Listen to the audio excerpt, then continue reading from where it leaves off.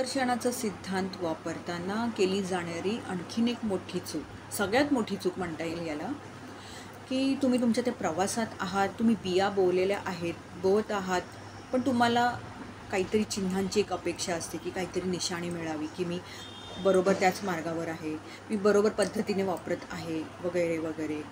पण हे सगळं तुम्हाला काहीच दिसत नाही.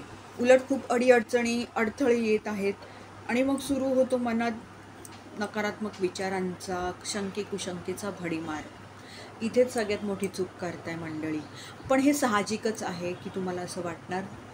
पण तुम्हाला एक ठाऊक आहे का मंडळी, हे सगळं होऊन, हे सगळं जे तुमच्या बाबतीत घडत आहे, या निमित्ताने ब्रह्मांड तुमची परीक्षा बघत आहे की तुमचा स्वतःवरती किती विश्वास आहे, तुमचा ब्रह्मांडावरती किती विश्वास आहे, की भलेही मला काही चिन्ह दिसत नाही, मला काहीच निशाणी दिसत नाही आहे, पण खूप अडीअडचणी, अडथळे येत आहेत, पण तरी मी हा एक काळ पार करीन, ही परीक्षा ब्रह्मांड बघत असतो. इथे जर तुम्ही प्रतिकार लावलात ना मंडळी, तर तुमच्या ज्या इच्छा आकांक्षा आहेत ना, त्या तिथल्या तिथे थांबतात किंवा ते अस्तित्वात घडायला वेळ लागतो. पण हा जर काळ तुम्ही हिमतीने, सकारात्मकतेने पार केलात ना, तर तुमची इच्छा ही अशी तुमच्या समोर असते.